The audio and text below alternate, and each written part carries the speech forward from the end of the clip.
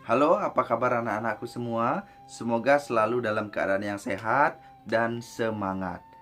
Saya ucapkan Om Swastiastu. Sebelum kita mulai pembelajaran kita hari ini, untuk mengingatkan kita selalu pada ilmu pengetahuan itu adalah suci, mari kita berdoa dengan mengucapkan Guru Puja. Mulai. Om Guru Brahma, Guru Wisnu, Guru Dewa Maheswara, Guru Tatsat Param Brahma, Tasmai Sri Guruwe Namaha. Selesai? Nah, anak-anakku semua, materi kali ini adalah untuk kelas 9. Nah, apa materinya? Materinya tentang Nitya dan Naimitikayatnya. Oke. Sebelum itu, kita mulai dulu lihat dalam kehidupan sehari-hari kita. Dalam kehidupan kita, ya, anak-anakku tentu melihat bagaimana pelaksanaan niatnya, kemudian bentuk sarananya, kegiatannya, kemudian terjun atau terlibat langsung dalam pelaksanaan yatnya itu. Nah, tahukah kalian yatnya itu berasal dari apa? Dari kata apa? Yatnya berasal dari kata yach yang artinya adalah persembahan. Ya, persembahan suci kepada ide Sang Hyang Widi. Ya, ada berapa macam yatnya? Ada 5. Ada panca yatnya. Ada pertama, ada dewa yatnya, ada buta yatnya, ada resi yatnya, ada pitra yatnya, dan ada manusia yatnya. Nah, inilah 5 yatnya yang menyertai kehidupan kita, ya. Ini menjadi kewajiban kita sebagai manusia untuk selalu melakukannya, selalu melaksanakannya. Untuk itu, kita langsung saja pada pengertian Nitya dan Naimitika yatnya. Nah, apa itu Nitya yatnya? Nitya yatnya itu adalah yatnya yang kita lakukan atau yang kalian lakukan dalam kehidupan sehari-hari, setiap hari. Apa itu? Misalnya melakukan puja tri sandhya, mengucapkan mantra Gayatri, mengucapkan mantra guru puja sebelum melakukan proses pembelajaran. Kemudian apalagi?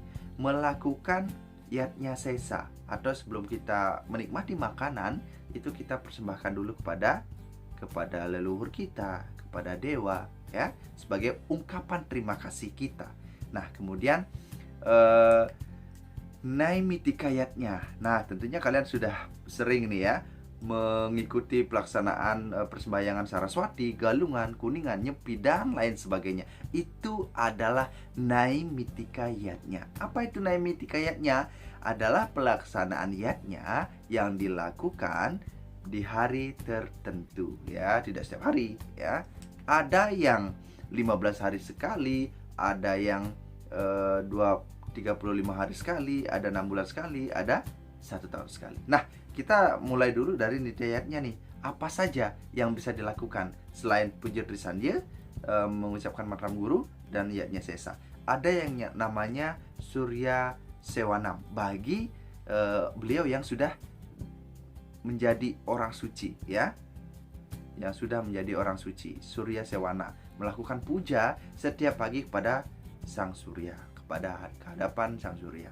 Kemudian puja tri sandhya tentunya, yatnya sesa, yatnya jenana. Wow, beryatnya dengan pengetahuan. Kalian belajar itu sudah melakukan yatnya dengan pengetahuan kalian. Luar biasa kan? Ya. Kemudian pelaksanaan yatnya, ya, itu harus dilakukan dalam kehidupan kita setiap hari. Iya dong, ya. Kita kan bisa menikmati kehidupan kita, mengambil udara segala macam, makan, minum, ya, memesan makanan dan minuman kesukaan kita. Itulah sebagai ungkapan kita berterima kasih kepada ide Sang Hyang Widi, ya. Kemudian jenis Naimitika yatnya itu apa saja?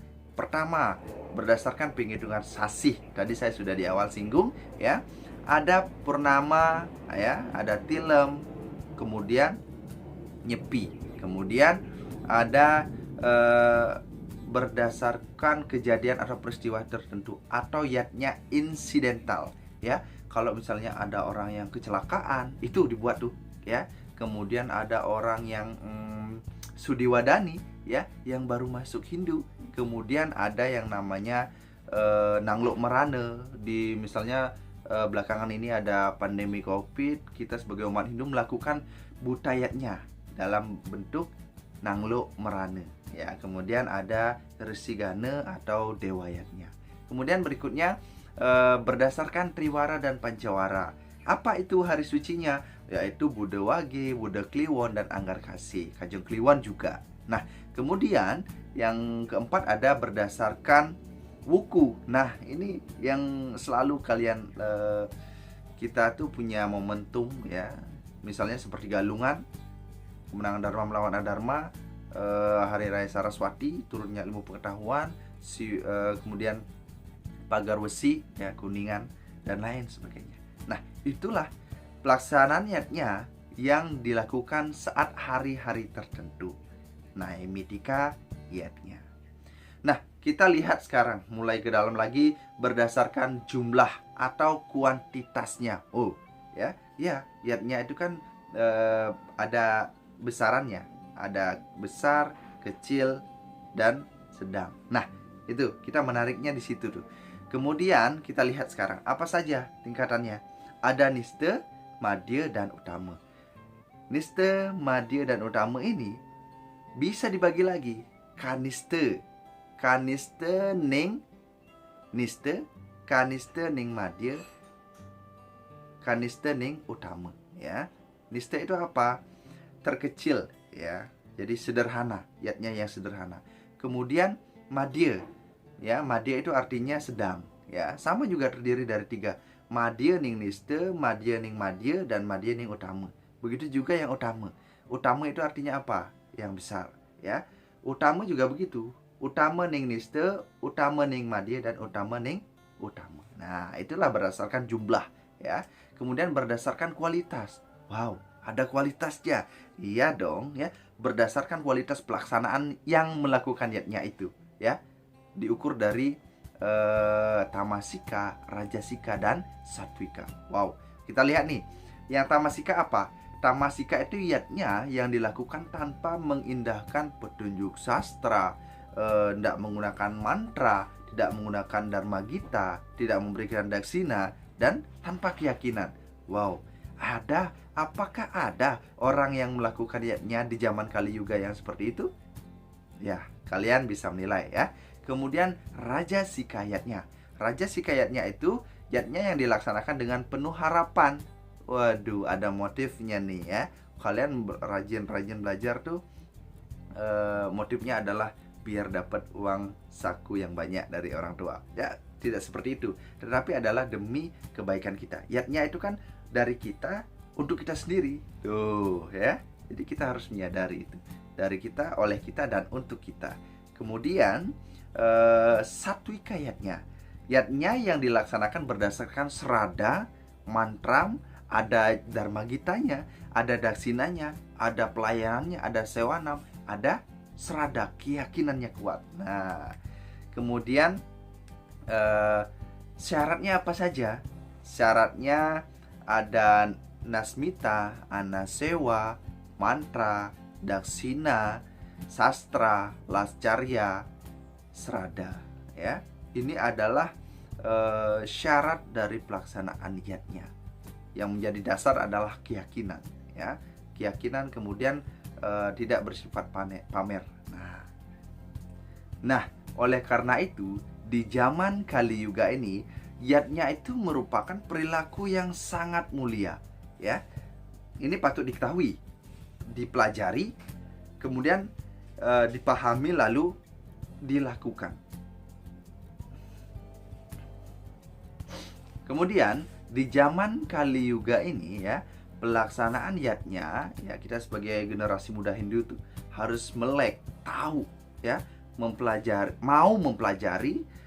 mengetahui ya, memahami, dan melaksanakan dalam kehidupan kita. Karena kalau bukan kita, siapa lagi yang mau melaksanakan ya? Kapan lagi kalau tidak sekarang? Kalau tidak di kelas 9 ini kalian belajar tentang yatnya dan implementasinya ya.